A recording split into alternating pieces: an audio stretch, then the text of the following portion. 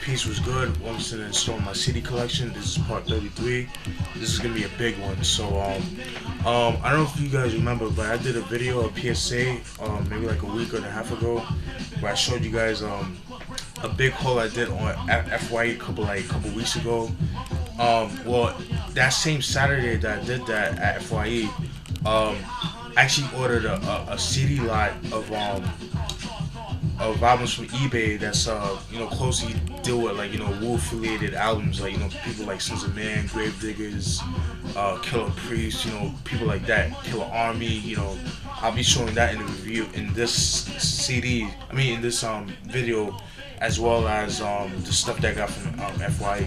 All right, a couple weeks ago. Without further ado, I'll show you the first album of the video. Is House of Pain's third album, Truth Crushed to Earth, Shall Rise Again, released in 1996. Everybody knows House of Pain, known for their affiliation with Cypress Hill or Soul Assassin. They put out a couple of albums. They put out their self-titled album, or also known as Fine Malt Lyrics. And they released a second, songs like Gonna Jump Around, shit like that.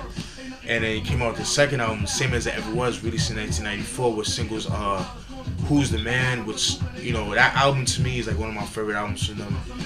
Definitely do a review for that album. Stay tuned for that. And then they released this album, the Truth Rises, or Rises Again album, as people like to know it as, you know what I mean? The only singles off this album, I believe, are Fed Up. I think the remix with Guru. There is a video for that song, Fed Up, and also Heart Full of Sorrow featuring Sadat X, which was like more of a underground single. But I feel like Heart Full of Sorrow is a better song than Fed Up. That's just my opinion. But very dope album. I like it. Very dark. Kind of reminiscent of Temple of Boom in my opinion. I know a lot of people hated on this album, but I liked it. It's funny because when this album came out, the release the same day the album came out is when Everlast announced the breakup of House of Pain, which is fucking crazy. That should have been like the Guinness World Records or some shit like that. And but they still make music again. They're known as La Coca Nostra today. I'm pretty sure you guys heard of La Coca Nostra. It's House of Pain with two added members, which is Ill Bill and Slain from Boston. Dope group. They just came out with an album. I think it was called Master of the Universe or some shit like that back in 2011, I believe. Not sure. But yeah, House of Pain Rises Again, released in 1996. Pick it up. This album is actually out of print, but you should get it for dumb cheap, so it shouldn't be too expensive. I do have another copy of this album, but I have the clean version, so I finally got the dirty version, you know what I mean? So glad to own this. Then we got Sunz The First Testament, released in 1989. Sunz is a group from Brooklyn, New York, which consisted of members of Prodigal Son, Killer Priest, Shabazz the Disciple at one point until he left, 62nd Assassin, Hellraiser, I believe that's it. Oh, and Supreme, who's the producer of the group. Alright, Sunz like I said, Wu affiliated group from Brooklyn, New York, Red Hook to be exact, except for Killer Priest, who's from Brownsville, whatever. And they got their start back in the early 90s, and at first they were known as The Last Future, but they changed the name to Sunz of Man, and they were the first group to be signed under Wu-Tang Records, which is RZA's record label. And this was actually like an unreleased album that was actually recorded between 1994 to 1995. Unfortunately, this album suffered a lot of bootlegging, so it wasn't actually released until like 1999, and that's why it came out that year. They're known for their singles Soldiers of Darkness and No Love Without Hate, which unfortunately was not featured on this album. I don't know why. Should have been featured on the album. There was rumors that I read that they were actually supposed to come out with an album called Nothing New Under the Sun. But that never came out, and that was people say that was like a rumor, that was like a myth or whatever. I don't know how true that is. Somebody that knows Sunz of Man, or somebody knows anybody from Sunz of Man, let me know what the deal is with that. I don't know if they completed the album. If they did, I would love to hear a fucking I would like to have a physical copy of that album. Like I said, compared to some people, the album doesn't exist. This is like the closest you're gonna get to that album. You know what I mean? There are singles off this album, but like I said, there's no videos for them. Who Are the Sunz of Man? Deep in the Water. The Sins of Men.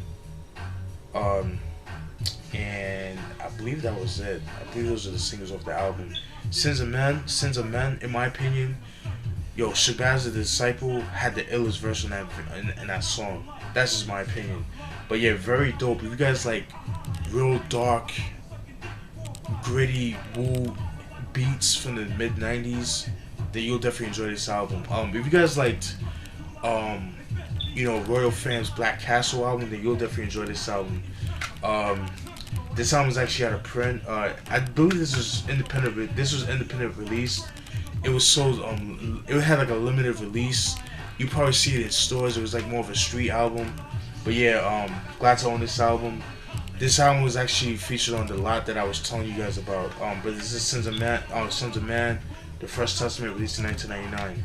Like I said, this was recorded between 1994 and 1995. So. Then we got Jeru the Damaja's third album, Heroz for Hire, released in 1999. Everybody knows Jeru the Damaja. He's known for his affiliation with Gangstar. He's part of the Gangstar Foundation. Put out 2 classic albums. Excuse me. The Sun Rises in the East and the Rap for the Math, which I do need to get my hands on. Rap for the Math, very dope album. I do have the Sun Rises in the East album. We'll definitely be doing a review for the album. Then we released this album, Heroz for Hire. Something different about this album.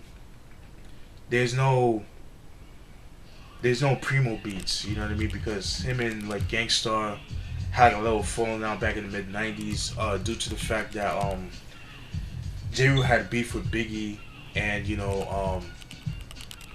they had beef with Jeru. Jeru had beef with Biggie. And this song 10 Crack Commandments that was featured on Life After Death album by Biggie, the beat for that was actually Jeru's beat. Was a song that Jeru used for like a Hot 97 promo song, but then Primo gave that beat to Biggie, and that kind of like what caused the beef, and talk about other personal things and stuff like that. I don't want to get into that. I don't want to say something that I feel like is a rumor, that might be a rumor, and kind of like stir shit. I don't want to do that. But anyway, getting back to this album, production is done by Jeru the Damaja himself, which I fucking love, because I like when MCs produce their own shit, because you could kind of like like the MCs know what they want to rap over, you know what I mean? Whereas like certain producers might not be able to give this certain sound that the producer might give them, but the MC themselves might know the sound that they're looking for, and that's what I like about that. The singles off this album are 99.9%, which he's actually dissing Gangstar. He throws like a little subliminal diss towards Gangstar, stuff like that. Black Love, I believe, was a single as well. But 99.9% was the biggest single of this album. There is a video for that. Definitely check that out. But yeah, I feel like this is a good album. Very slept on. I think people don't give it a chance because there's no Primo tracks, and so that's why people don't really give this album a chance. But yeah, this is Heroz for Hire by Jeru the Damaja, released in 1999. This album's actually out of print, but if you can find it, pick it up. I got this at FYE a couple weeks ago. Then I got Special Ed, Youngest in Charge, released in 1989. Special Ed, one of the most underrated lyricists in the game. Very slept on, very dope MC in my opinion. Um, got to start back in the late '80s. He's known for his affiliation with Chubb Rock, Howie T, because they're from the same neighborhood. So that's where they got their he got put on by them. Singles is known for as "I Got It Made," which is the single. I believe it's the first single. Sorry about that. That's my phone with a text or email, whatever. I'm the Magnificent, and yeah, I Got It Made. I'm the Magnificent, and I believe Think About It was the single as well. But yeah, very dope, very ahead of his time as far as lyrics because I mean, here's a kid that was 15 years old going on to 16. I think he was 16 when he released this album, but I think he was 15 when he recorded this album. Somebody that's as young as he is, spitting lyrics as he is. So, I don't want to hear any excuses because, oh, they're young, that, they're just going through what they're going through. Man, this dude was 16 when he dropped this album, and you hear the shit that he's spitting, you would think he was a grown-ass man. But yeah, I finally got this album, glad to own this. This is the original copy. I don't think this album was re-released. Especially his albums are very hard to come by. A lot of them are out of print, so I'm glad I found this album. Also found this at FYE, so very dope. I like this album a lot. Needs to get the rest of his albums.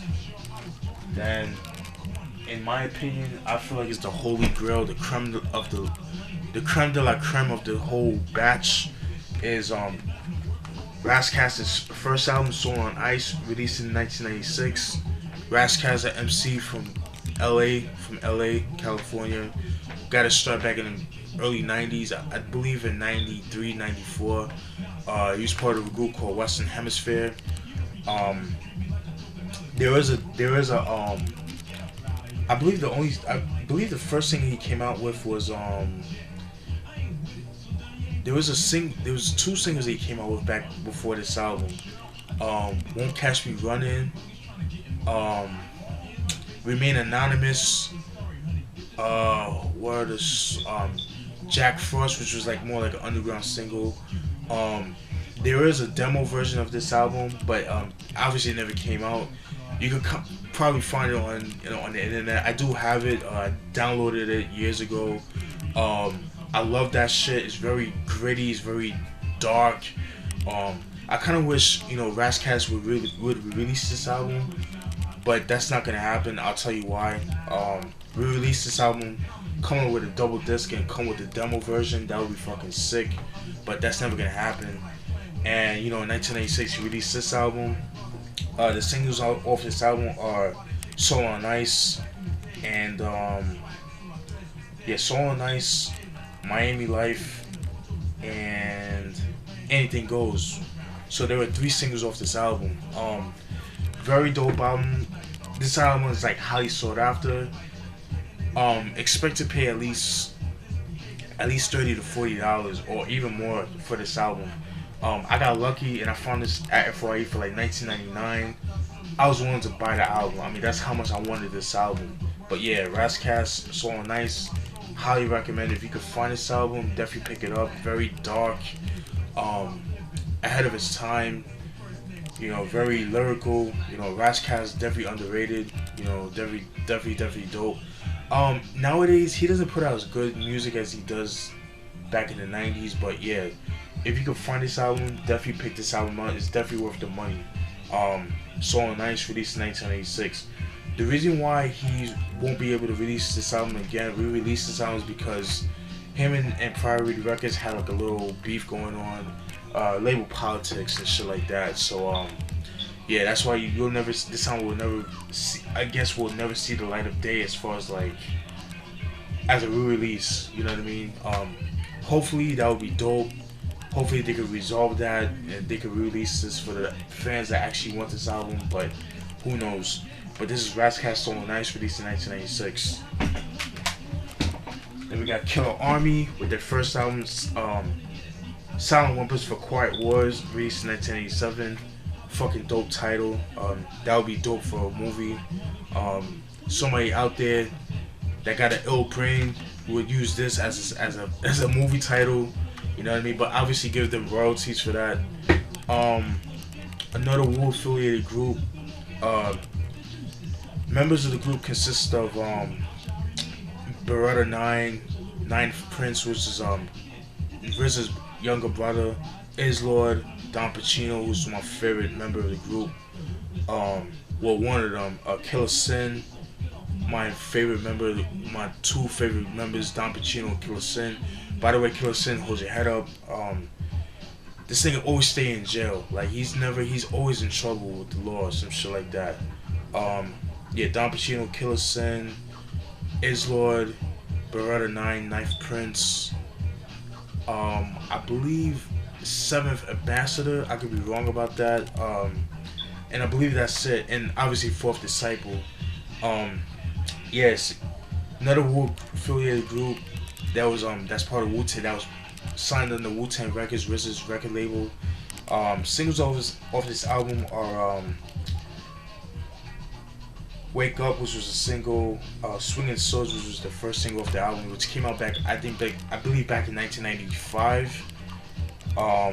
Swinging Swords, Wake Up, Fear and Love War, which was a single, and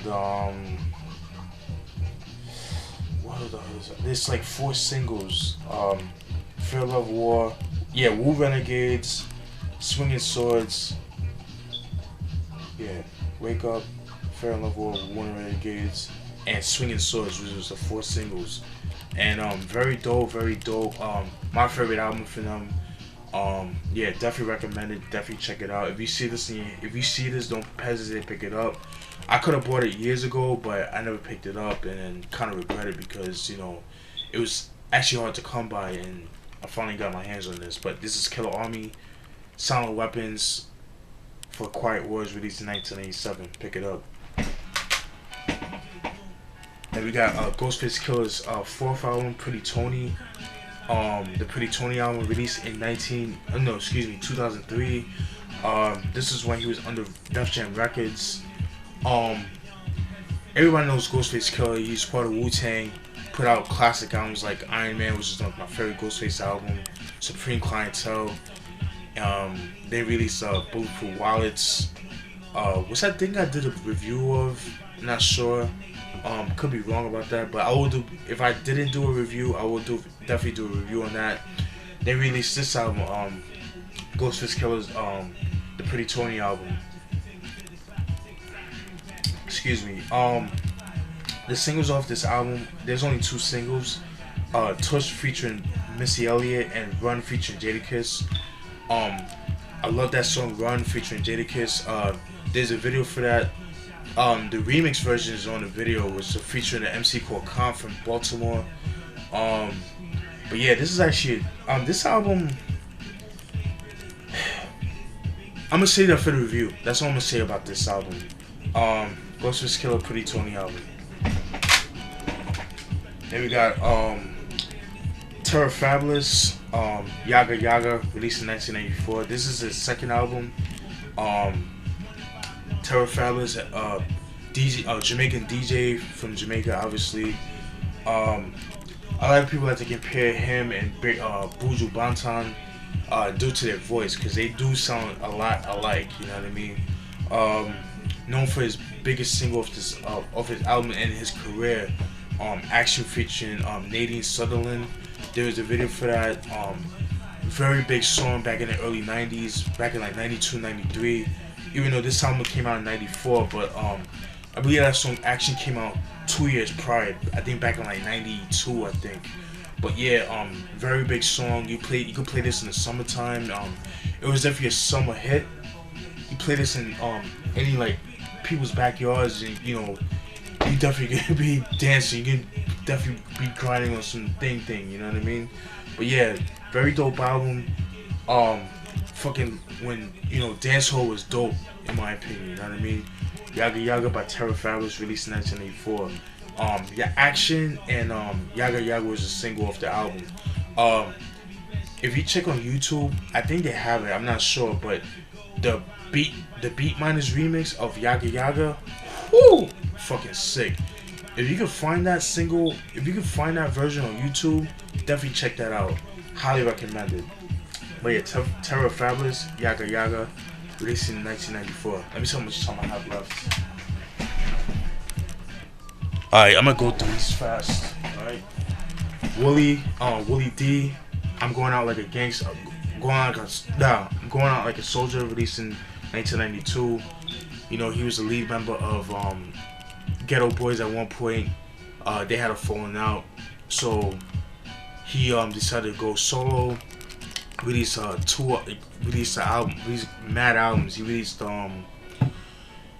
Controversy, which was the first album, which was released in 1989, excuse me, which goes for mad bread.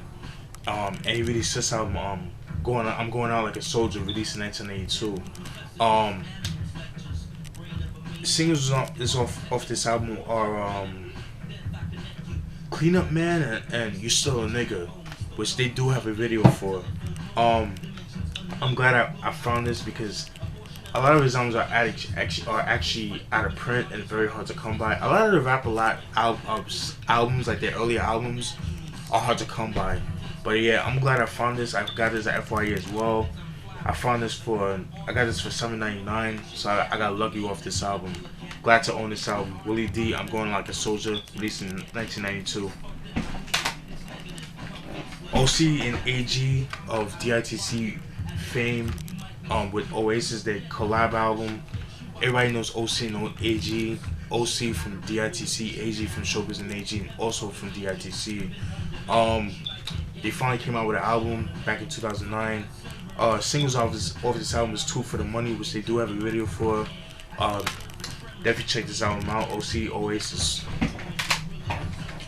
Then I finally got this Killah Priest album, View from Masada, released in 2000.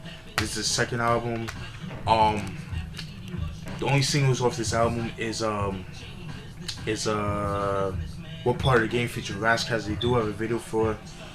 Very different from his earlier roots, if you know what I mean, from his Wu-Tang roots. This album has like more of a commercial sound about it, so definitely expect a review on this album too. Killah Priest, known for his affiliation with Wu-Tang, Sunz of Man, you know, all that good shit. View from Masada, released in 2000 by Killah Priest. That was also part of the Wu-Tang lot. Then we got Killah Army's second album, Dirty Weaponry, released in 1998. Already talked about who Killah Army is. Singles off this album is Red Dawn and The Shootout, which they do have a video for. Definitely check this album out. Album's actually out of print as well. A lot of these albums are actually out of print, so if you can find them, definitely pick it up. Alright, then we got Kool's Raps and DJ Polo's third album, Living Like Die, released in 1992. Kool's Rap was part of the Juice Crew. They started putting out his classic albums like Road to the Riches, Wanted Dead or Alive, and released this album too. This was actually the last album that he released with DJ Polo, and then he released you know, albums like Roots of Evil, 4, 5, and 6, Giancana Stories, you know, albums like that. Singles off this album is Ill Street Blues and On the Run. Kool's Rap, Living Like Die, released in 1992. Pick it up. And this is actually the 2008 Traffic re-release version.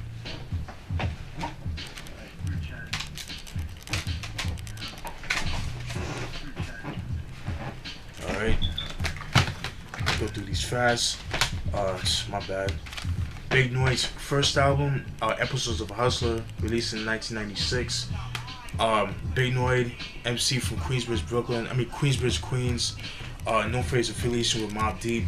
Got put on by Mobb Deep, like I said. His first appearance on Wax was Stomp 'Em Out off the Juvenile Hell album. Then he was featured on the song Give Up the Goods, which actually got him his deal with Toney Records.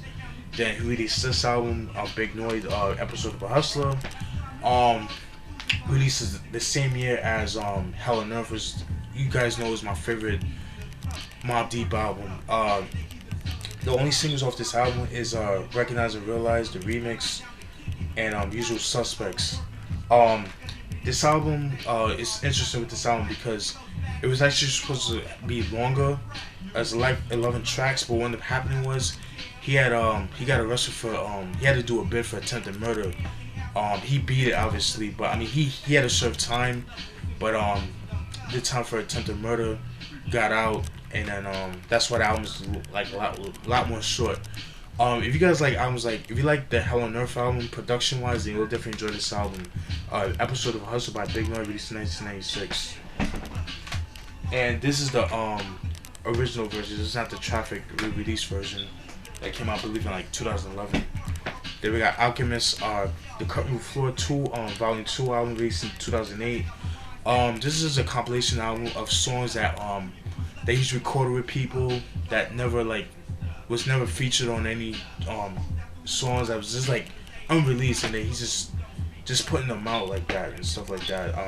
Cut Room Floor, very dope. If you guys like Alchemist, then you'll definitely enjoy this sound. If you like his beats, Alchemist, dope producer, very, very dope. Highly recommend it. Then we got Kwest and Mad Lad. This is my first album, released in 1986. Kwest and Mad Lad, he's an MC from Queens, New York. He was signed under Rick Rubin's record label, American Recordings. Yeah, American Recordings. Same record label as Chino XL. It's funny because this album was actually supposed to come out back in 1994, but it got pushed back due to I think sample clearances and some shit like that. Singles off this album, I believe, are Lubrication, which was the first single, which came out back in like 1993. There is a video for that, and What's the Reaction was fucking, I love that sample. I had that, I know the sample, I'm not gonna sample snitch. But yeah, there is a video for that as well. This is my first one by Kwest and Mad Lad, released in 1996. Pick it up. Let's see what's time I got left.